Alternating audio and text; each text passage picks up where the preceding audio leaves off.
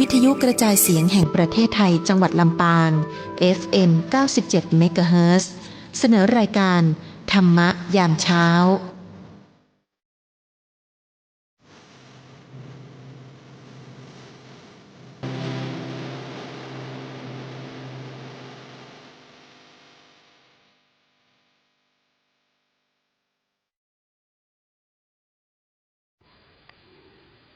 ควรบำเพ็ญซึ่งทานคือการให้ ท่านว่าไหว้สวยงาม3 สถาน 1. ให้ของ 2. ธรรมะชนะมาร อภัยทานที่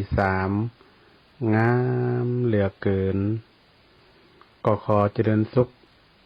เจริญสีจงมีแก่บรรดาศรัทธาญาติโยมสาธุชนคนดีทั้งหลายที่กำลังรับฟังรายการธรรมะยามเจ้าโอจาภาษาธรรมทางสวทลำปาง5 โมงถึง 6 โมงเจ้าท่านทั้งหลายก็ได้รับฟังธรรมะคำสอนของพระสัมมาสัมพุทธเจ้าทุกวันในช่วงเวลาที่เหมาะสมในเวลาที่เหมาะที่ควรเพราะว่าอากาศเย็นในช่วงเจ้าก็ยังแควนน้อยได้ฟังธรรมะไปโดยอากาศเย็นอากาศเป็นใจฮื้อเนาะศรัทธาญาติโยมก็ได้ติดตามลามตัวเนาะบางคนก็เป็น FC บางคนก็เป็นผู้ที่ติดตามพระสงฆ์องค์เจ้าที่ได้มาเทศน์มาบรรยาย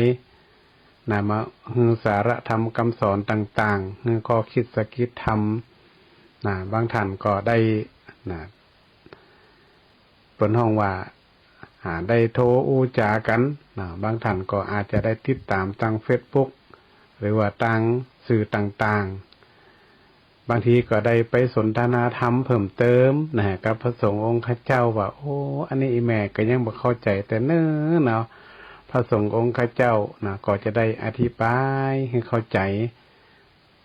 มากยิ่งขึ้นเนาะอันนี้ก็เป็นเรื่องของ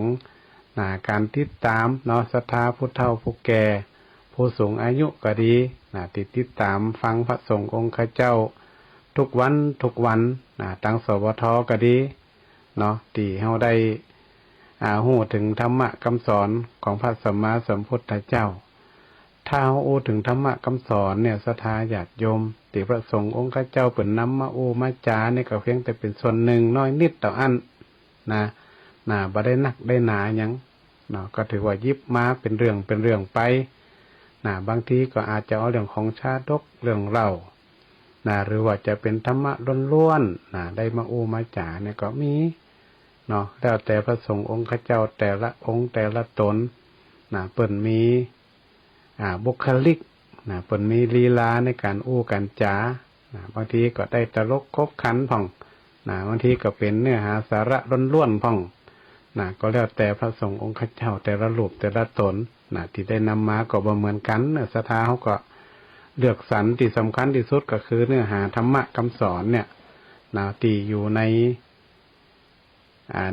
พระสงฆ์องค์เจ้าเปิ่นเอามาอู้มาจาเนี่ยเป็นหลักสำคัญที่เขาสามารถที่จะนำไปประพฤติปฏิบัตินำไปใช้ในชีวิตประจำวันได้มันก็จะเป็นประโยชน์มหาศาลถ้าเราบ่มีธรรมะบ่มีคุณธรรมบ่มีศีลธรรมนี่ศรัทธาญาติโยมมันก็คงจะอยู่ด้วยกันบ่ได้เนาะในสังคมไทยเฮานี่ถึงแม้ว่ามันอาจจะมีความแตกต่างเรื่องของศาสนาแต่ว่าทุกคนถ้าเอาเรื่องของหลักของศาสนาแต่ละศาสนาที่เฮานับถือเนี่ยได้มาประพฤติปฏิบัติของพุทธเฮาก็เอาแนวของพุทธเฮามีเยอะแยะมากมายอย่างที่ได้กล่าวมาศาสนาอื่นเบิกก็นำหลักธรรมะของศาสนาเปิ้นเอามาประพฤติปฏิบัติเหมือนเดียวกันดังนั้นการฟังธรรมะนี่มันเป็นการชโลมจิตใจให้คนเฮาเนี่ยมีความเข้าใจแล้วก็มีความเย็นเปิ้นว่าเย็นได้เย็นเพราะปัจจุบันนี่เปิ้นฮ้องว่าคนเฮาเนี่ยบางทีก็หัวร้อนเขาบอกหัวร้อนนี่คืออารมณ์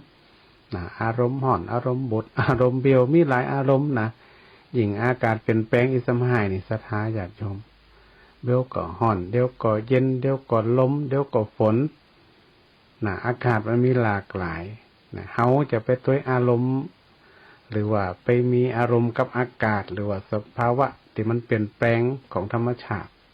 นะเฮาต้องปรับตัวให้ได้เข้าให้ได้นะแหมมาน้อย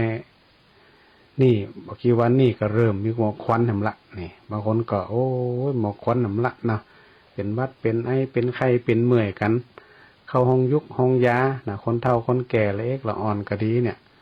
ก็งะฮือเฮามีจิตใจที่อารมณ์ร้อนอารมณ์งุดหงิดได้แต่สิ่งที่มันจะจ่วยเฮาได้ก็คือเรื่องของการฟังธรรมะคือความเข้าใจของธรรมชาตินะความธรรมชาตินี่ก็ถือว่าเป็นสิ่งที่สำคัญเพราะว่าสิ่งที่มันเกิดขึ้นมานั่นล้วนเป็นธรรมชาติที่เกิดขึ้นมาก่อนเกิดขึ้นมาแล้วนะเฮาก็จะต้องปรับตัวนะหากับธรรมชาติถึงแม้ว่ามันจะมีการเปลี่ยนแปลงจะได้ก็แล้วแต่เฮาก็ต้องอยู่กับมันให้ได้ในช่วงฤดูกาลต่างๆเนาะมันเกิดอันหยังขึ้นมาเฮาก็ต้องอยู่กับมันได้เปิ้นอยู่ได้เฮาก็อยู่ได้มันก็เป็นสุขสถาบ่ใช่ว่าเปิ้นอยู่ลำบากคนเดียวเฮาก็ต้องปรับเฮาก็จะลำบากคนเดียวเฮาก็ต้องปรับตัวเอาอันไหนที่เฮาปรับตัวได้เฮาสู้ได้ความจริงแล้วเหตุการณ์หรือว่าสถานการณ์ต่างๆที่มันเกิดขึ้นมันก็เป็นปกติมันเป็นช่วงฤดูของมันอยู่ละโดยเฉพาะช่วงนี้เนี่ยอากาศมันเปลี่ยนแปลงสถานตอนเจ้ากับอากาศเย็นควายมาก็เริ่มอากาศร้อนในช่วงบ่ายก็อากาศร้อนจัดแล้วก็ช่วงนี้ก็เดือนกุมภามีนาก็เป็นช่วงที่ควันหมอกควันปีมันจะเนี่ยส่งผลกระทบต่อสุขภาพเขาเนี่ยเขาก็ต้องรู้จักป้องกันตัว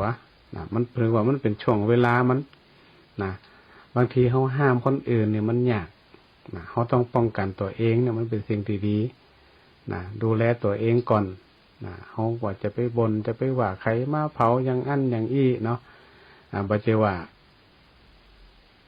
ตั้งการเนี่ยเปิ่นบ่มีมาตรการอย่างต่างๆเปิ่นก็มีมาตรการตอนนี้ตั้งผู้ว่าก็ดีหน่วยงานราชการต่างๆเนี่ย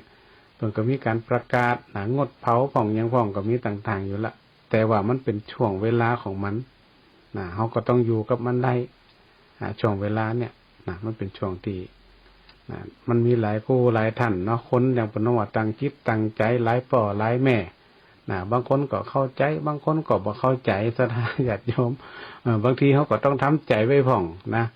บางคนเปิ่นว่าบ่ฮือเผาได้มันก็รู้เผาอยู่หั่นน่ะบางทีก็นั้นน่ะเผาข้างบ้านนั่นน่ะเปิ่นบ่ฮือเผามันก็รู้เผาอยู่นี่มันก็ตั้งจิตตั้งใจกันความเข้าใจคนเฮามันก็อยู่ที่จิตสำนึกเนาะความฮักสิ่งแวดล้อมความฮักเพื่อนมนุษย์ด้วยกันความเอาใจใส่ซึ่งกันและกันเนี่ยถ้าเราโอ้ถึงเรื่องของความฮักความเมตตาเนี่ยช่วงเดือนกุมภาก็เป็นเทศกาลอย่างหลายๆอย่างโดยเฉพาะวันแห่งความฮักก็ดีแบบศาสนาเปิ่นก็ดีเนาะ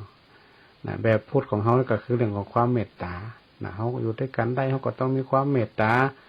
เกื้อกูลดูแลกันซึ่งกันและกันเขาบ่ได้ไปเบียดไปทำลายหรือสร้างความเดือดร้อนให้คนอื่นนี่ก็ถือว่ามีความเมตตาต่อกันเขาต้องเข้าใจกันเนาะบ้านอยู่ใกล้กันเปิ้นว่าบ่ฮือเผาแต่ในช่วงนี้เขาก็งดไว้ก่อนใบไม้หรือขยะต่างๆเขาก็แยกใบไม้ใบตอกใบหญ้าอย่างต่างๆเขาก็เอากองกันไว้ก่อนมันก็สามารถที่จะเป็นปุ๋ยเป็นอย่างไปได้โยมก็เอาน้ำฮดผ่องถ้าเขาบ่มีเสวียนบ่มีอันอย่างใส่เขาก็เอากองไว้ต่ำเพิ่นก็ไม่ก็ได้เดี๋ยวเอาน้ำฮดผ่องอย่างผ่องเดี๋ยวก็หรือว่าจะเอากากน้ำตาลมาใส่เอาพอดออันอย่างมาใส่ให้น้อยหนึ่งให้มันย่อยสลายมันก็จะกลายเป็นปุ๋ยได้นี่ก็เป็นมาตรการในวิธีการต่างๆที่ตั้งการเปิ่นก็แนะนำมีนโยบายอย่างต่างๆเนี่ยให้เขาได้ช่วยกันรักษาสิ่งแวดล้อม แต่อย่างที่อาตมาเองได้เกริ่นเนี่ยว่า คนเฮามันต่างคิดต่างใจความเข้าใจก็ต่างกันนะแล้วก็การปฏิบัติมันก็มีความแตกต่างกันถ้าในโลกนี่นะศรัทธาคนเหมือนกันหมดนะหมายถึงว่าคนดีเหมือนกันหมดเนาะมีศีลมีธรรมเหมือนกันหมดเนี่ยเข้าบ่ต้องมีอย่างสักอย่างกฎหมายก็บ่ต้องมีมันต้องมีมาตรการอย่างสักอย่างนะแล้วก็ข้อกติกาอย่างต่างๆบ่ต้องมีนะถ้าเรามีศีลมีธรรมเข้าใจเรื่องบทบาทหน้าที่ของเขาเนี่ยมันต้องมีอย่างมีศีลมีธรรมปฏิบัติตามศีลตามธรรมมีคุณธรรมใส่กันนี่โอ้มันอยู่ได้กันสบายมีความสุขนะแต่คนเฮามันมีความแตกต่างกันนะพระพุทธศาสนาเปิ่นถึงบอกว่ามันเป็นเกี่ยวกับเรื่องของกรรมกรรมคือการกระทำเมื่อคนเฮามันเกิดมาก็คือมาใจกรรมของตัวเก่านั่นแหละเนาะมันมีความแตกต่างกันบางคนก็ทำจีมานักมันก็ต้องครับอย่างนี้ถ้าคนเฮาเกิดมาถ้ามันหู้เหมือนกันหมดดีเหมือนกันหมดนี่โอ้มันก็สบายอยู่ด้วยกันได้นะมันต้องทะเลาะเบาะแบ่งมันต้องไปหวานอย่างกันสักอย่างนะอันนี้มันเป็นธรรมชาติเนาะเป็นช่วงเวลาที่มันเกิดขึ้นเพราะนั้นเขาจะปรับตัวจะได้นะให้มันอยู่ได้นะในสถานการณ์หมอกควันก็ดีหรือว่าอากาศก็ดีที่มันร้อนๆเย็นๆหนาวๆนี่อย่างที่บอกกันแล้วว่าสำคัญที่สุดก็คือการป้องกันตัวเองเนี่ยเป็นสำคัญที่สุดในโลกนี่บ่ว่าศาสนาทุกศาสนาศรัทธาเขาก็อยากให้ทุกคนเนี่ยมีศีลมีธรรมทำความดีเหมือนกันหมดมีคุณธรรมเหมือนกันหมดเพราะอย่างถ้าต่างคนต่างมีศีลต่างคนต่างมีธรรมต่างคนต่างมีคุณธรรมเหมือนกันเนี่ยมันอยู่ด้วยกันได้หมดมันอยู่ด้วยกันโดยที่บ่ต้องเดือดร้อนมันสะดวกสบายทุกสิ่งทุกอย่างเนาะมันเหมือนกันโอ้มันก็เป็นปีเป็นน้องกันหมดว่าอยู่บ้านไหนบ้านเหนือบ้านใต้ต่างบ้านต่างจองมาหันกับหากันนี่โอ้มันกี่เป็นน้องกันหมดถ้าอย่างนี่สังคมมันก็อยู่ได้สบายนะแต่ว่าเนี่ยทุกวันนี้มันยิ่งจะห่างไปถามว่ามันนี่อย่างห่างเพราะมันมีความแตกต่างยุคสมัยมันแตกต่างกันไปยุคสมัยก่อนก็แหมยังยุคนี้ก็แหมยังสถาเขาจะไปเอาอย่างยุคก่อนเมื่อว่าอย่างสมัยนี้เดี๋ยวสมัยนี้ไปอู้อย่างยุคก่อนเนี่ยมันก็มันได้หมะมันเปลี่ยนแปลงไปมันเปลี่ยนไปหมดวิถีสังคมประเพณีวัฒนธรรมต่างๆเนี่ยมันเปลี่ยนไปหมดเลยมันได้เปลี่ยนเฉพาะแค่ว่าอากาศหรือธรรมชาติต่ออันแต่สังคมมันก็เปลี่ยน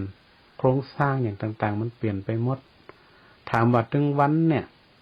วัดวาอารามเนี่ยคนที่จะเข้ามาดูแลมาช่วยกันกับพระสงฆ์องค์เจ้าก็น้อยลงมาวัดถึงวันในศรัทธาบ่วัดไหน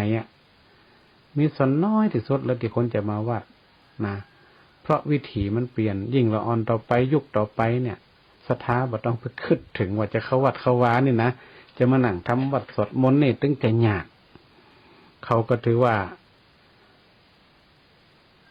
การสวด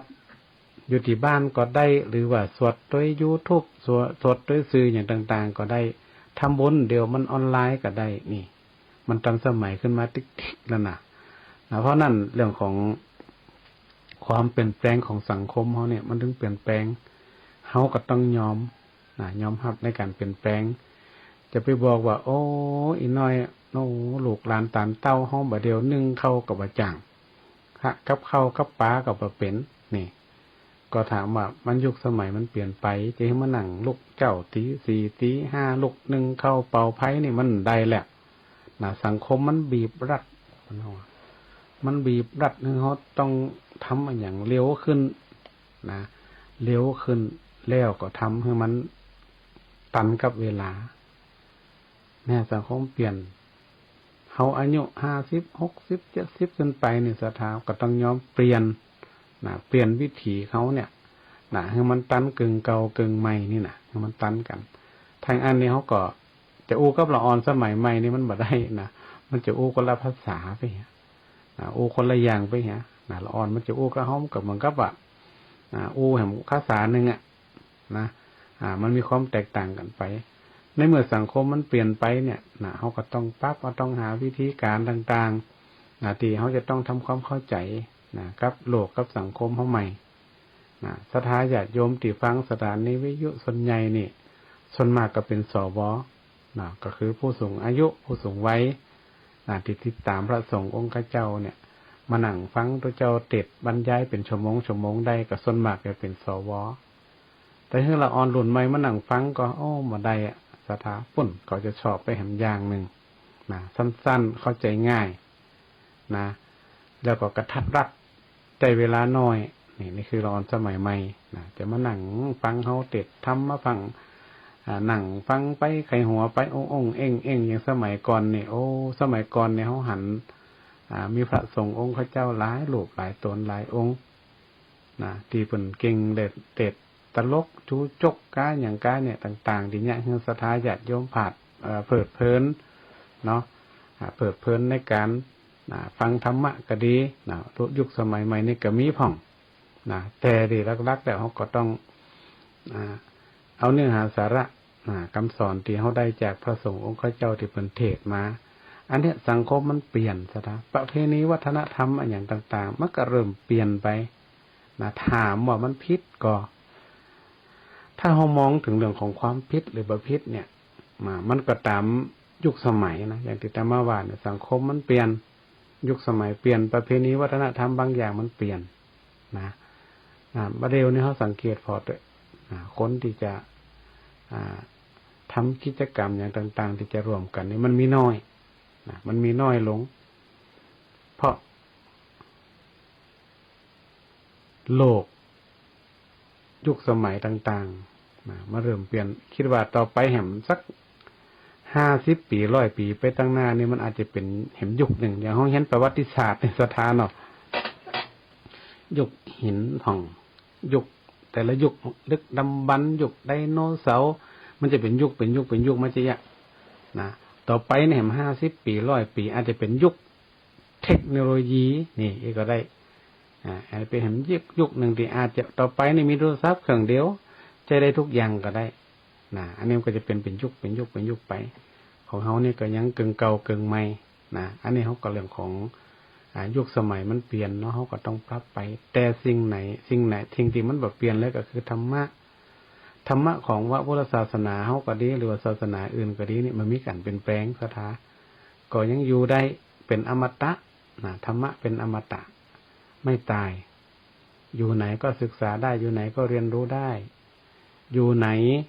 ก็สามารถนำไปปฏิบัติได้โดยเฉพาะเรื่องของความฮักความเมตตาเนี่ยในสังคมไทยเฮาเนี่ยค่อนข้างมีสูงแบ่งปันเอื้ออาทรเสียสละคือกันเนี่ยมีแต่สังคมไทยเฮาเนี่ยเพราะนั่นเรื่องของความเมตตาเนี่ยก็คือความรักที่เฮาหันเทศกาลที่ผ่านมาเนี่ยวันวาเลนไทน์ก็ดีวันอันอย่างก็ดีปีใหม่จีนก็ดีทุกจีนอันอย่างก็ดีเนี่ยเฮาฮือนั่นฮือนี่ให้กันคนจีนก็มอบอั่งเปาอีเนาะเป็นปัจจัยอยู่ตรงไหนหั่นนี่ก็แสดงถึงความฮักกันถ้าบ่ฮือถ้าบ่ฮักก็บ่ฮือกันนี่นะคนเฒ่าคนแก่ก็ฮืออั่งเปาเจ้านายก็ฮือลูกน้องก็แสดงความฮักต่อลูกน้องต่อลูกต่อหลานเนี่ยถึงฮือได้แล้วก็วันวาเลนไทน์ก็ดีเนาะถึงแม้ว่าอาจจะบ่ใจเป็นของคนไทยเฮาโดยตรงแต่ว่าโดยความผสมผสานกันมันก็ถือว่าเป็นกลมกลืนกันหมดศาสนาทุกศาสนาของที่อยู่เมืองไทยเนี่ยมันเป็นการกลมกลืนกันเทศกาลอย่างต่างๆเฮาก็ถือว่าคนไทยเฮานี่รับอิทธิพลมาทุกศาสนาที่ผ่านมากับวันวาเลนไทน์ก็คือวันแห่งความรักก็มอบนั่นมอบนี่ให้กันเนาะให้ของกันดอกไม้กันก็แสดงออกถึงความฮักความมีน้ำใจต่อกันแล้วก็ถ้าเฮามองถึงหลักพุทธศาสนาเฮาก็คือเรื่องของความเมตตาก็คือการที่เฮามีความปรารถนาดีต่อคนอื่นเฮาใครให้คนอื่นเนี่ยมีความสุขใครให้คนอื่นมีความสุขนี่คือของหลักพุทธศาสนาความจริงแล้วมันเป็นกรรมที่ค่อนข้างจะกว้างเนาะเรื่องของเมตตานี่นะความปรารถนาดีให้เพิ่นมีความสุขให้เพิ่นใครได้นั่นใครได้นี่ให้เพิ่นได้สิ่งที่เพิ่นต้องการให้เพิ่นสมหวังเนี่ย ก็เลยเนี่ยคือคนไทยเฮาเนี่ยได้รับการปลูกฝังเรื่องของความฮักความเมตตาต่อกันเนี่ยเฮานี่ต้องฮักฮักในเรื่องของสถาบันเฮาไล่ตั้งแต่สถาบันมาจากนั้นก็มาฮักในครอบครัวแล้วก็เปื่อนบ้านเปื่อนจ้องปีๆน้องๆเนี่ยเฮาก็มีความฮักความเมตตาต่อกันมีหยังก็คือแบ่งปันกันอย่างเงี้ยเนาะโดยเฉพาะสถาบันของชาติบ้านเมืองเฮาเนี่ยประเทศไทยเฮามี3สถาบันหลักเฮาก็ต้องเทิดทูนเฮาต้องมีความเมตตามีความฮักต่อสถาบันชาติศาสนาพระมหากษัตริย์3สถาบันนี่เป็นสถาบันหลักเฮามันจะขาดบ่ได้ขาดบ่ได้เฮาก็ต้องมีความฮักความเมตตาอย่างสถาบันชาติเนี่ยเฮาต้องฮักชาติบ้านเมืองเฮากว่าจะเป็นประเทศไทยเฮาได้นี่โอ้พระมหากษัตริย์เนี่ยหลายรุ่นหลายบรรพบุรุษแล้วที่พระองค์ได้กอบกู้ขึ้นมาเป็นประวัติศาสตร์ชาติไทยที่เฮาได้เรียนรู้กันเนี่ยโอ้มันจะธรรมดาชาติไทยเฮานี่ล้มลุกคุกคานต่อสู้เนาะโดยเฉพาะกษัตริย์สมัยโบราณสมัยก่อนเนี่ยเป็นนักรบต้องต่อสู้กอบกู้บ้านเมืองเพื่อให้ได้มาซึ่งเอกราชของประเทศชาติบ้านเมืองเฮาประการที่2ก็คือเรื่องของศาสนาศาสนานี่ก็เหมือนกันทุกศาสนาที่อยู่ในประเทศไทยนี่ก็ดีที่ว่าในธรรมนูญรัฐธรรมนูญเนี่ยเปิดรับรองก็ดีเนี่ยโดยเฉพาะพุทธศาสนาเฮาที่มีคนนับถือเนี่ยประมาณ90%เนี่ยก็ถือว่าเป็นศาสนาหลักของไทยเฮาที่มีคนนับถือนักที่สุดเฮาก็อย่าลืมว่าเอาหลักคำสอนของศาสนานั่นมาประพฤติปฏิบัติให้อยู่กันจะได้มีความสุขให้อยู่กันจะได้บ่เกิดการทะเลาะเบาะแว้งกันนี่อย่างศาสนามันก็ถือว่าธรรมดาเนาะและประการที่3คือพระมหากษัตริย์สถาบันพระมหากษัตริย์นี่ก็ถือว่าเป็นสถาบันที่เฮาคือความจงรักภักดีตั้งแต่สมัยสุโขทัยพ่อขุนรามคำแหงอย่างก็ดีตั้งแต่ปุ้นมาแล้วพระมหากษัตริย์นี่ถือว่าเป็นผู้ที่มีบทบาทสำคัญในการที่ดูแลประชาชนพระสงฆ์นิกรชาวไทยทุกหมู่เหล่าบ่ว่าจะเป็นพระสงฆ์องค์เจ้าบ่ว่าจะเป็นเจ้าบ้านทั่วไปคนทุกข์คนยากราษฎร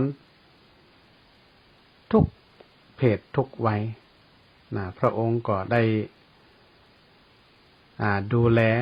ให้มีความสุขเหมือนกันหมดนี่นั่นแหละคนไทยเฮาถึงมีความจงรักภักดีเถิดทูลต่อสถาบันพระมหากษัตริย์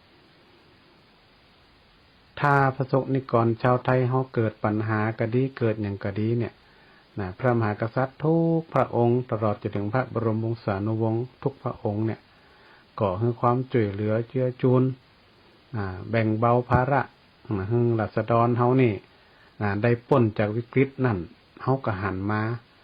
นักต่อนักเฮาเองในฐานะที่เป็นคนไทยเกิดในประเทศไทยเฮาเนี่ยเฮาก็ต้องเทิดทูนสถาบันมีความฮัก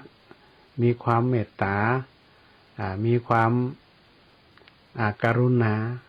แล้วก็มีความจงรักภักดีต่อพระองค์เพราะว่าพระองค์นั่นได้มีความเมตตามหามีความกรุณาต่อพระสงฆ์นิกรชาวไทยเฮาก็มีความ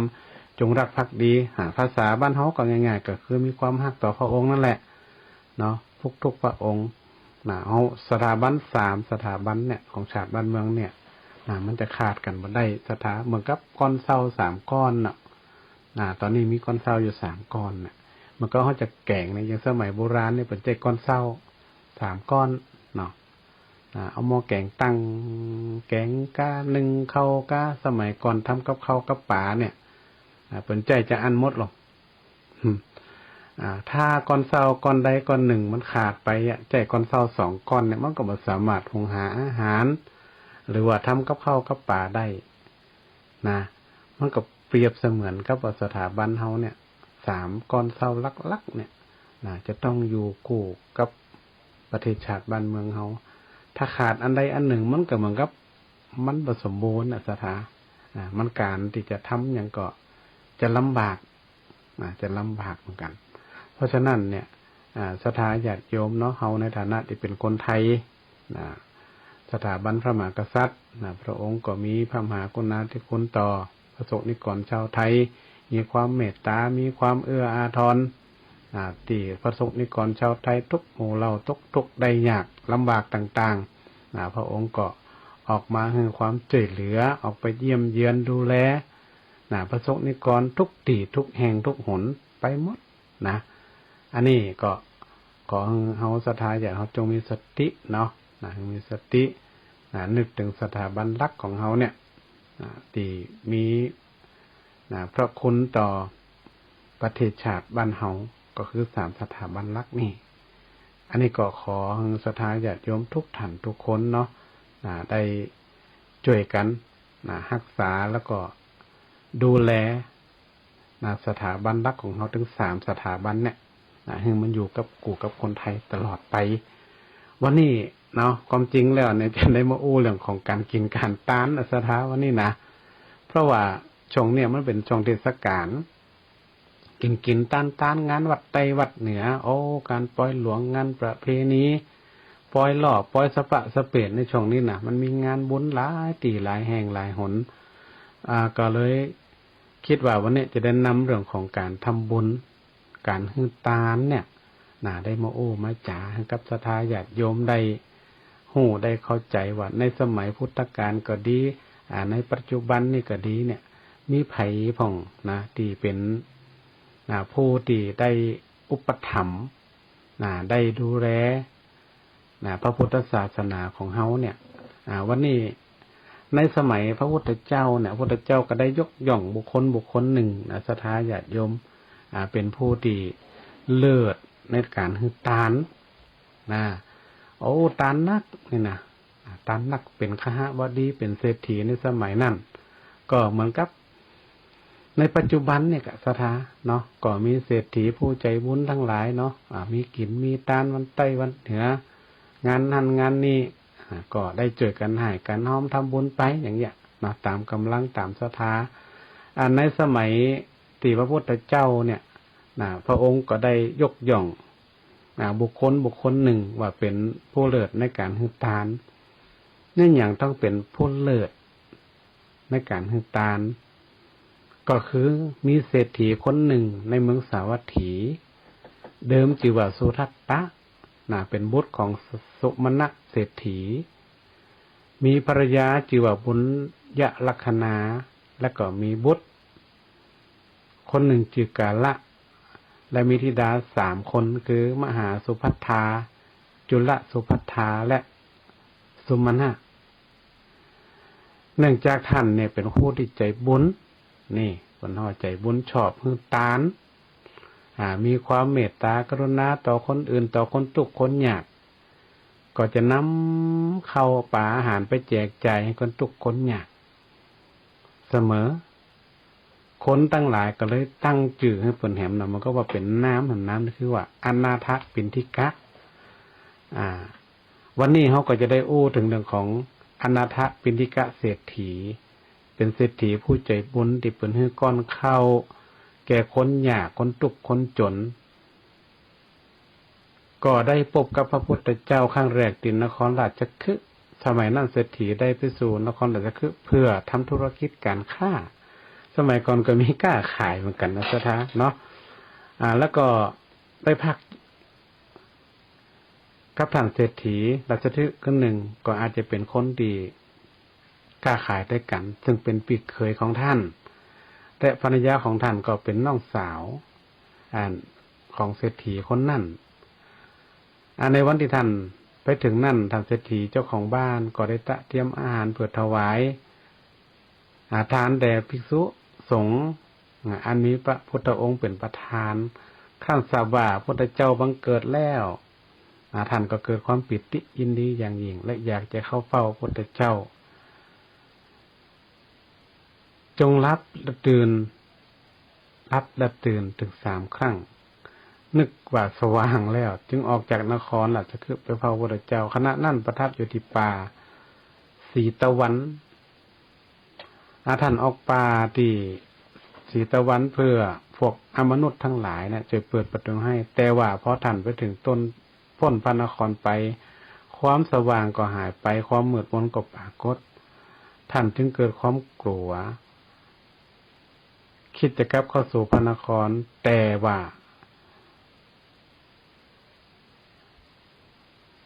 ศรีวกัญญักษ์เนี่ยได้ส่งเสียงให้กำลังใจท่านว่าช่างตั้งร้อย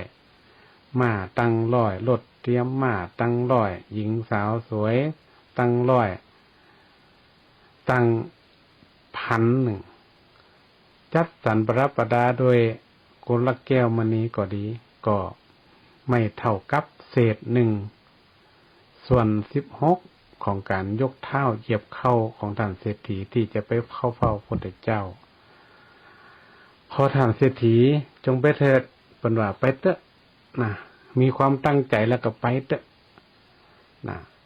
ไปเข้าเฝ้าพระพุทธเจ้าเนี่ยเนาะสมัยก่อนเขาก็อาจจะเป็นเจ้าตีเจ้าตังเนาะที่เป็นปกฮักรักษาอยู่ให้กำลังใจเศรษฐีน่ะถึงมันจะมืดก็ไปเถอะนะแต่ปรากฏว่าท่านก็ได้เข้าไปเดินทางไปหาเพื่อที่จะไปถึงสถานที่ประทับของพระพุทธเจ้าขณะที่พระพุทธองค์กำลังเสด็จเดินจงกรมอยู่ในที่แจ้งในเวลาจนสว่างก็ได้ถอดพระเนตรหันอนาถะเป็นที่กัสสะเศรษฐีเนี่ยพระองค์ก็เลยเสด็จลงมาจงกรมที่ประทับที่นั่งแล้วเรียกว่ามาที่นี่เถิดสุทัตตะนี่เนาะพระเจ้าเนี่ยเปิ่นฮู้ได้ญาณของเปิ่นเนาะจากนั้นได้สีเศรษฐีอนาถะเนี่ยก็โอ้ดีอกดีใจเนาะที่เปิ่นห้องจื่อน่ะก็ได้มากราบถามทูลพระพุทธเจ้าว่าบรรทมสุขจะได้ถามตลอดถึงสุขดิบจะได้น่ะเนาะก็เป็นจะได้ผ่องอย่างอันอย่างอีตามภาษาบ้านเฮาเนาะตามภาษาบ้านเฮาเนี่ยอุปสรรคง่ายๆนะพระองค์ก็ตรัสว่าผู้ละกิเลสบาปทำเสร็จแล้วย่อมนอนเป็นสุขทุกเมื่อคนที่บัดติดในความหักเป็นผู้ที่เยือกเย็นไม่มีกิเลสแล้วย่อมนอนเป็นสุขโอ้เพิ่งมากับแสดงธรรมให้ฟังนะแล้วกำจัดความทุรนทุรายเสียแล้วเป็นผู้สงบย่อมนอนเป็นสุขทุกเมื่อพระองค์ก็แสดงธรรมมือฟังโอ้ก็เกิดความเข้าใจเรื่องของธรรมนั่นท่านเศรษฐีก็ได้ดวงตาเห็นธรรมนะว่าหลังจากได้ดวงตาเห็นธรรมเสร็จเรียบร้อยก็เลยขอเข้าถึงพระรัตนตรัยเป็นสรณะจนตลอดชีวิตก่อนจะกลับเศรษฐีก็ได้รุ่นรัตนาพระองค์และก็พระสุสงฆ์ไปฉันภัตตาหารวันรุ่งขึ้นเมื่อพระองค์รับแล้วก็ได้ทำประทักษิณ3 รอบแล้วก็กลับไปยังที่พักในขณะคืนนั่นท่านก็ได้เตรียมอาหารด้วยตนเองจนสำเร็จแม้เศรษฐีนครจะช่วยเหลือฝั่งในฐานะเจ้าบ้านท่านก็ไม่ยอมแม้แต่พระเจ้าพิมพิสารถึงรับข่าวมาก็เสด็จมาหาท่านเพื่อที่จะช่วยเหลือท่านก็ปฏิเสธว่ามันเป็นหยังนี่เนาะภาษาบ้านนอกก็เป็นหยังทุกอย่างจัดเตรียมไว้เรียบร้อยแล้วเนาะแล้วก็จะได้ถวายภัตตาหารแก่พระภิกษุสงฆ์อยากจะทำด้วยตัวเก่านะอยากจะทำด้วยตัวเองก็เสด็จไปจำที่นครสาวัตถีก่อนเนี่ยระหว่างทางเนี่ยเศรษฐีอนาถปิฎกเศรษฐีก็คิดในใจอยู่ว่าในเมื่อเปิดมานี้แล้วเนี่ยพระสงฆ์จำนวนนักเนี่ยจะได้จะต้อนรับจะได้จะดูแลจะได้อย่างเงี้ยประมาณเนี่ยระยะทางก็ไกลพอสมควรจะเดินกลับไปกลับมาเนี่ยมันก็จะลำบากก็คิดในใจว่าจะอยากสร้างที่พักให้กับพระพุทธเจ้าแล้วกับพระสงฆ์ก็เกิดว่าจะได้ดีจะได้มันเป็นสถานที่เหมาะสมกับพระพุทธเจ้าแล้วกับพระภิกษุสงฆ์ก็เลยบ่อยากจะกลับไปที่ ปุ่นแหมอย่างเงี้ยประมาณเนี้ยนะก็เลยว่าจะหาตีไหนดีก็พยายามไปเสาะหาตีตีจะหาตีพักก็ได้ไปหาตีก็เลยไปหาตีอันที่จะเหมาะสมกว่าที่จะให้สร้างเป็นตีพักอีน่ะก็เลยเกิดในใจว่าถ้าจะเอาตีไหนดีก็ไปหันใส่ตีอุทยานเชตวันเนี่ยเปิ้นก็ถามแล้วเชตวันเนี่ยที่แรกก็ไปถามเจ้าของเปิ้นว่าโอ้พระเจ้าก็ประสงค์จะเสด็จมาที่นี่นะก็อยากจะได้อุทยานเชตวันสักเล็กได้เป็นสถานที่ประทับที่พักเนาะภาษาที่พักของพระเจ้าและพระสงฆ์ทั้งหลายเนี่ยที่แรกก็ว่าเจ้าของอุทยานก็บอกว่าจะอยู่อีเนาะก็ถามไปถามเราถามว่าจะเอาต่อใดเข้าอนาถปิณกเศรษฐีนี่จะเอาหมดนะสถาตีน่าจะเอาหมดเลยวันมันจะแปลงกติพักอย่างเดียวจะแปลงสัปะให้มันครบทุกอย่างหมดตีอำนวยความสะดวกให้กับพระพุทธเจ้าและพระสงฆ์ที่มาปลอดเท่าเจ้าของอุทยานนี่ก็เลยบอกว่าโอ้บ่ได้กล้าทำมดนี่สถานที่นี่ก็เป็นสถานที่เฮาฮักเฮาชอบอยู่นี่นะก็เลยว่าจะได้ดีสถานที่นี้เนี่ยมันเหมาะที่สุดนะสถานมันเหมาะสมกับที่จะเป็นที่ประทับแล้วก็เป็นที่พักของพระสงฆ์องค์ข้าเจ้านะจะสร้างมันครบหมดสติมันกับพออีเนี่ยมันปออยู่ปออย่างปอดีหมดท่านเจ้าของสวนอุทยานเปิ่นก็เลยก็ร้องใจพอเปล่าถ้าจะเอามดเนี่ยจะขายว่าน่ะ จะขาย แต่ว่าขายเนี่ยมันจะถูกนะถ้าเป็นสมัยเดียวกันจะหลาย10 ล้าน100 ล้านเนาะเปิ่นเอาเงินมาเรียงกันเลยให้มันเต็มหมดเนี่ยถึงจะขายอีเนาะเข้าอนาถปิณกเศรษฐีก็เกิดอยู่นะโอ้แต่เงินบ่เจ็ดน้อยๆนะมาปลูกให้มันเต็มหมดนี่นะเพิ่นก็ยอมเพิ่นยอมซื้อนะศรัทธาญาติโยมเพื่อที่จะแปลงตีพักตีประทับพระพุทธเจ้าและพระสงฆ์ทั้งมวลเนี่ยกับคนที่จะมาฟังธรรมด้วยนะเพิ่นว่านะเพิ่นคิดไปไกลขนาดนั้นนะก็เลยว่าเนี่ยเจ้าของสวนเชตวันอุทยานเชตวันเนี่ยที่แรกก็บ่ยอมเนี่ยเถียงกันไปเถียงกันมาเนี่ยขึ้นศาลนะสถาโดนะสมัยก่อนนี่มีขึ้นศาลเข้ากันนะขึ้นศาลสรุปแล้วก็คืออนาถปิณกเศรษฐีชนะเพิ่นว่า5 ปากจะขายให้เพิ่นแล้วว่านะก็จำเป็นต้องขายนะเจ้าของอุทยานเชตวันก็จำเป็นต้องขายด้วยราคาที่ว่า18 โกฏพอเท่าโกตินี่ถ้าเป็นสมัยเดียวกับถึงหลาย100 ล้านเนาะก็จำเป็นต้องยอมขายให้กับอนาถปิณกเศรษฐีถึงแม้ว่าสถานที่นี้เนี่ยอาจจะเป็นตีฮักตีชอบของเปิ้นก็แล้วแต่สุดท้ายก็จำเป็นเนาะต้องยอมขายเพราะเปิ้นไปเปิ้นห้องจะได้เปิ้นห้องไปผ่านการพิพากษามาแล้วเนาะว่าต้องยอมเพราะเฮาการเนี่ยก็จำเป็นต้องขายให้เปิ้นเนี่ยอนาถปิณกเศรษฐีเนี่ยก็คือบริวารทั้งหลายก็ช่วยกันแปลงสร้างกุฏิสร้างทุกสิ่งทุกอย่างเกี่ยวกับอำนวยความสะดวกทุกอย่างสถาถ้าภาษาบ้านเฮาก็คือสร้างเป็นวัดเป็นอารามถวายพระสงฆ์เลยนะเพราะว่าเนื้อที่มันปอนะแล้วก็เปิดห้องว่าการก่อสร้างในหันก็ถือว่ามันจะครบทุกสิ่งทุกอย่างมันก็เป็นวัดสมัยเดียวนี่แหละก็ต้องมีโบสถ์มีวิหารมีที่พักสงฆ์มี ศาลารองรับศรัทธาเจ้าบ้านที่จะมาฟังธรรมจะมาทำกิจกรรมตัวนี้เนี่ยเนาะก็เลยสร้างหมดแล้วเนี่ยนะแล้วก็เมื่อพระพุทธองค์เสด็จมาฐานเศรษฐีก็ได้จัดงานฉลองแฮม18 โกฏรวมเป็นทั้งหมด54 โกฏเขาก็ถึงเงินสมัยนั้นนี่ก็บ่ใช่ธรรมดาทำบ่ใช่มหาอัครมหาเศรษฐีนี่ก็ถ้าจะสร้างบ่ได้เนาะสมัยก่อนเนี่ยเพิ่นก็สร้างวัดสร้างวาถวายพระองค์ก็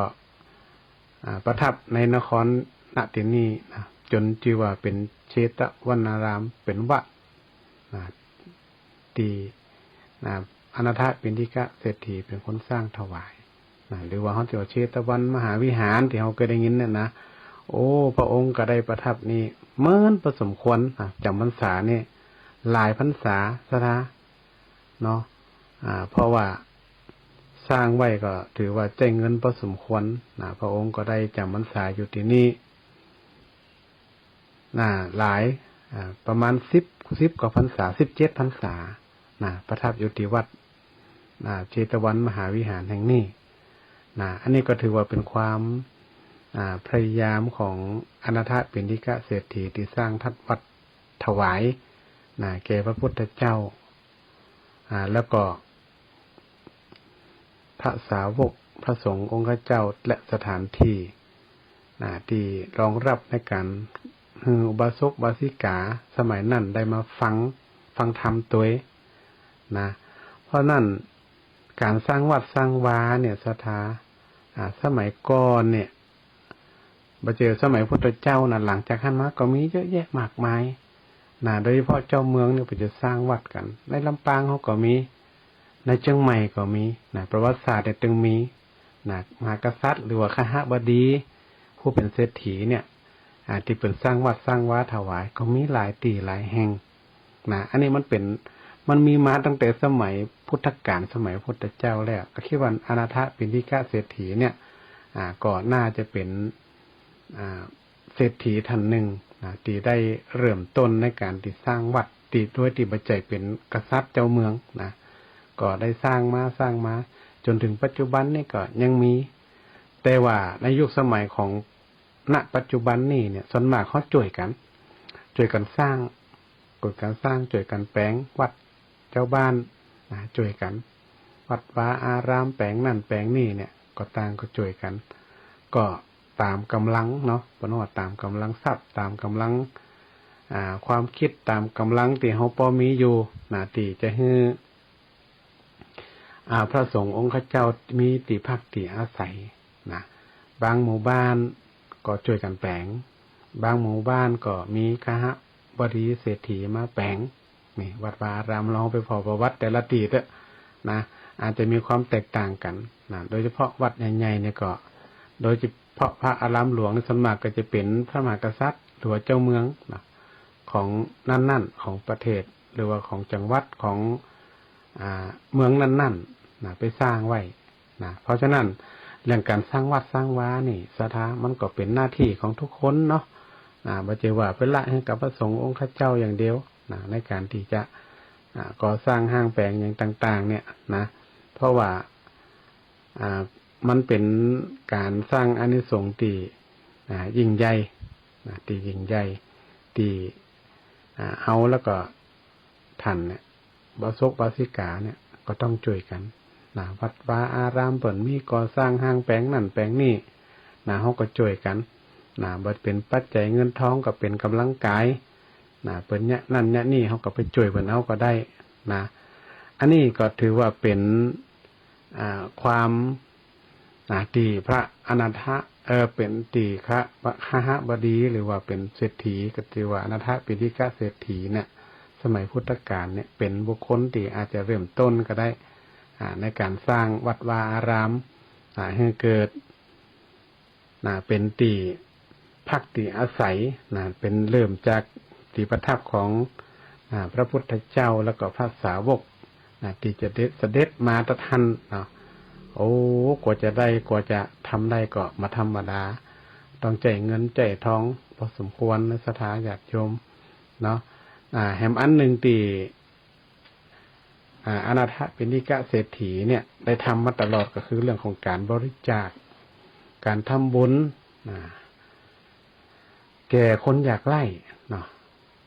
คนอนาถาเนี่ยอนาถะเนี่ยแปลว่าคนทุกข์คนยากเนาะวิธิกะก็แปลว่าคนเข้าก็คือเข้านั่นแหละแก่คนทุกข์คนยากมันกับที่เขาไปช่วยเหลือกันถึงวันเนี่ยนะมีการสงเคราะห์ช่วยเหลือกันคนทุกข์คนยากไล่นะคนเปราะบางอย่างที่เขาได้หูได้หันเนี่ยนะคนที่บ่มีตีเปิ่งก็คนพิการคนเฒ่าคนแก่ตีบ่มีตีพักพิงก็ดีเนี่ยมันก็มาจากทางนี้หมดนะสถามันก็เริ่มต้นมาตั้งแต่สมัยพุทธกาลละในการฮื้อต่างๆนี่นะมันจะมีเฉพาะในสมัยปัจจุบันที่เขาแบ่งปันฮื้อมอบของ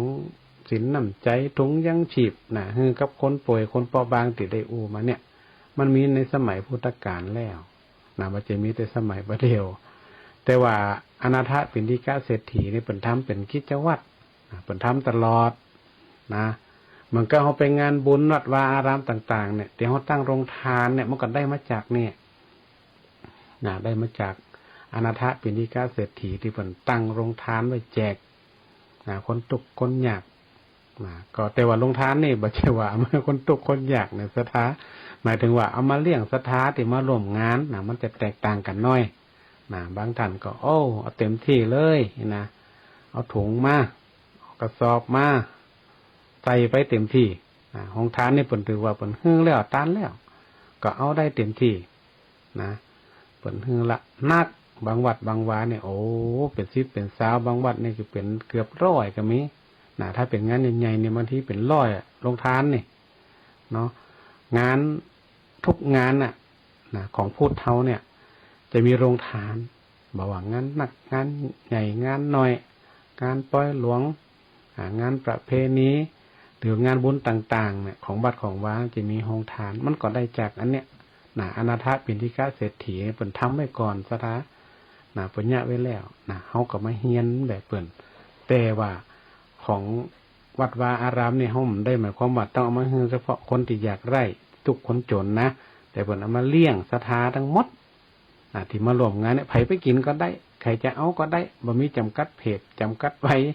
จำกัดวุฒิไผเอาก็ได้ไผจะกินก็ได้ไปตักได้เลยฟรีบ่ต้องเสียตังค์อีกนะบางคนนี่ก็เอาเต็มที่เนาะอันนี้ก็เป็นเรื่องราวที่มันมีมาตั้งแต่สมัยพุทธกาลนั่นนะบ่ใช่ว่าไม่ตั้งแต่บัดเดียวนี่เนาะการเอาแย่งกันสู้กันก็เป็นปกติเป็นธรรมดามันก็มีอยู่แล้วเพราะนั่นการที่เขาตั้งโรงทานเนี่ยก็ศรัทธาก็เบาๆพ่องเนาะล้อพอเปิ่นพ่องแบ่งกันพ่องก็ดีเนาะในสมัยปัจจุบันนี่เนาะแต่ในสมัยก่อนเนี่ยเปิ่นก็มีจัดระเบียบอยู่ของเฮาก็เหมือนกันเอาเบาๆพ่องก็ได้เนาะถ้ามันแล้วการแล้วงานก็เอาไปก็บ่ว่ากันแต่เอาก็เอาพอดีเอาปอกมันปอกกินเพื่อแผ่ให้คนอื่นพ่องก็ดีแต่ผลกระตึงมือว่าโรงทานนี่ตั้งแล้วก็ฮือไปจนหมดมือมันเหลืออันนี้ก็เป็นประวัติอาจจะย่อๆเนาะจะย่อของอนาถปิณฑิกะเศรษฐีเป็นเศรษฐีใจบุญในสมัยพระพุทธเจ้าสมัยพุทธกาลที่เปิ่นได้สร้างวัดเชตวันได้ถวายแก่พระสงฆ์องค์ข้าเจ้าโดยมี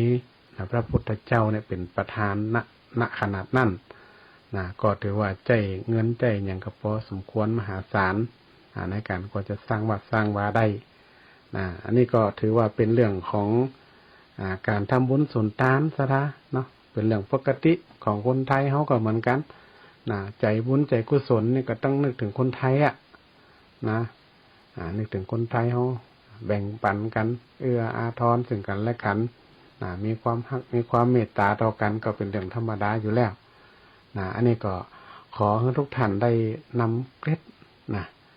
เนี่ยมันทุกสิ่งทุกอย่างมันมีติมาติไปไม่ใช่ว่าเปิ่นตั้งโรงทานก็ไปตั้งโรงทานได้เปิ่นติมาติไปมันมี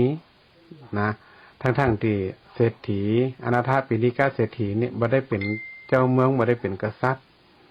แต่เปิ่นก็สามารถสร้างวัดได้ โดยเริ่มต้นจากการฮือตานนะอันนี้เขาก็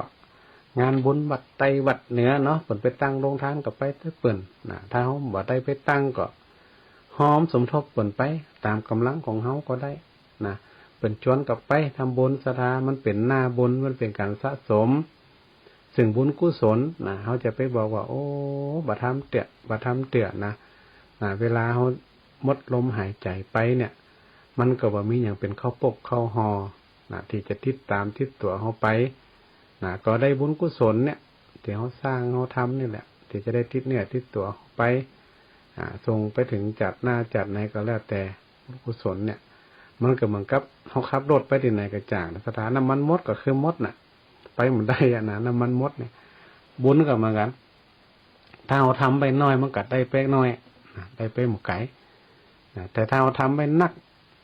สะสมไปเรื่อยๆเรื่อยๆเนี่ยเขาก็ได้ไปเรื่อยๆบุญมันก็จะได้ไปไก่มันก็เหมือนกับน้ำมันรถที่เขาจะไปหันไปนี่เนี่ยอย่างเขาจะไปต่างจังหวัดนี่เนาะน้ำมันเขาเติมเห็นน้อยเดียวมันก็ไปได้น้อยเดียวแต่เขาเติมเต็มถังมันก็ได้ไปไก่น้อยปนพบจากกรุงเทพปุ่นแต่ทำเติมเห็นเกิงกันเนี่ยนครสวรรค์เนี่ยนะได้เกิงเดียวเองเนี่ยมันก็เหมือนบุญบางคนนี่โอ้มทำเตะนะอีแม่มันทำเตะหันซองขาวเนี่ยเอาไว้ก่อนพอลมหายใจมีมาแล้วก็เอาแล้วหานั่นหานี่ทำนั่นทำนี่ตานนั่นตานนี่ฮือล่ะบุญน้อมได้สร้างไว้นะเพราะนั้นจะเป็นประมาทในการทำบุญศรัทธาเนาะเขาต้องมันทำบุญมันสร้างบุญสร้างกุศลไว้บุญมันตึ้งหนีไปไหนนะมันตึ้งหนีไปไหนมันอยู่กับตัวเขาเนี่ยตลอดอยู่กับตัวเขาเนี่ยเขามันทำไปสะสมไปเหมือนกับบาลีบอกสุโขปุญญสะอุจจโยเนี่ยการสั่งสมบุญซึ่งนำสุขมาให้เนี่ยการสะสมบุญไปแต่น้อยมันจะเนี่ยให้เขาเกิดความสุขถึงกายถึงใจเขาก่อยทำไปศรัทธาเขามีน้อยก็ทำน้อยมีนักก็ทำพอสมควรอย่าไปทำเกินตัวอย่าไปทำนักกว่ากำลังที่เขามีอันนั้นก็จะลำบากความสุขก็จะกลายเป็นความทุกข์นี่เพราะน้องว่าการทำบุญทำแล้วก็ต้องทำด้วยใจทำบุญก็ขอให้ทำด้วยใจเท่าทำด้วยใจทำด้วยครบองค์ประกอบมันของการทำบุญก็เขาก็จะได้บุญเต็มที่เต็มร้อยอันนี้ก็เป็นเรื่องของการสร้างบุญสร้างกุศลเนาะศรัทธาญาติโยมที่รับฟังรายการอยู่เนาะก็ขอท่านได้ลองเอาไปปรับใจในชีวิตของเฮาว่าลองรับตานึกพอก่อนว่าตึงวันเนี่ยระหว่างทำบุญกับทำบาปเอาไหนหนักอันนั้นน้อยกว่ากันเอาไปจั่งน้ำหนักกว่านั้นสถานะถ้าเฮาคิดว่าทำบุญน้อยเลยบาปมันหนักเฮาก็ต้องลดลงละกันนี่เนาะเฮาก็ต้องลดลงบุญมันก็จะหนักขึ้นถ้าเฮาลดบาปบุญมันก็จะสูงขึ้นเพราะนั้นเฮาต้องมันทำบุญ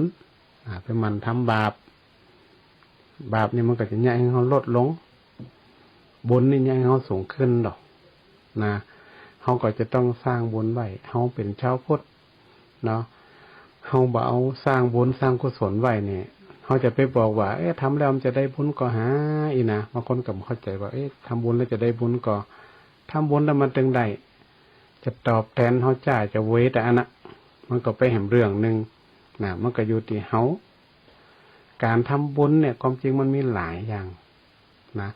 แต่มาเองก็ได้น้ำมาโอหลายๆครั้งนะว่าการทำบุญเนี่ยลักเลยมันอยู่3 อย่าง 1การให้ทาน2รักษาศีล3เจริญเมตตาภาวนาอันนี้มัน3อย่างนี้คือลักการทำบุญพื้นฐานของชาวพุทธเฮานี่นะอย่างบ่ทำก็ขอให้รู้จักทานเนี่ยก่อนเนาะการให้ทานเนี่ยก่อนถ้ารู้จักทานรู้จักให้คนอื่นแบ่งปันงานเหนืองานใต้ไปร่วมให้ทานลงทานอย่างที่ได้อู้มาเนี่ยการให้ทานเนี่ยมันมีหลายอย่างการเป็นวัตถุสิ่งของก็ดีฮือตานด้วยการธรรมะการอู้การจาก็ดีหรือว่าการอภัยทานอภัยให้คนอื่นก็ดีเนี่ยมันก็ได้อานิสงส์เหมือนกันแม้แต่การรักษาศีล นะศีลเนี่ยเขารักษาได้กี่ข้อเท่าหญิงรักษาได้นักก็จะเป็นความสุขของเขาการเจริญเมตตาภาวนามันสวดมนต์นั่งสมาธิหรือว่าปฏิบัติธรรมก็ดีนะก็ถือว่าเป็นการสร้างบุญอันยิ่งใหญ่ของเขาถ้าเขาบ่เคยปฏิบัติบ่เคยทำวัดสวดมนต์เลยเนี่ยถามว่าเขาจะเอาบุญที่ไหนทำบุญอย่างเดียวคือตานอย่างเดียวก็ไม่ได้ในการทำบุญมันตานอย่างเดียวก็ไม่ได้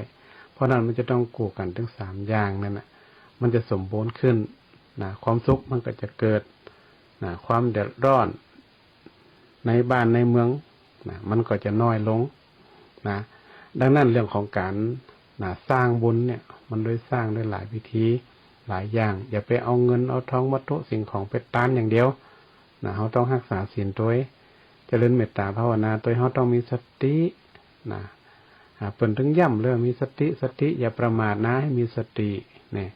เขาก็ต้องมีสติด้วยทำบุญเนี่ยเขาทำบุญจะได้ถึงจะได้บุญ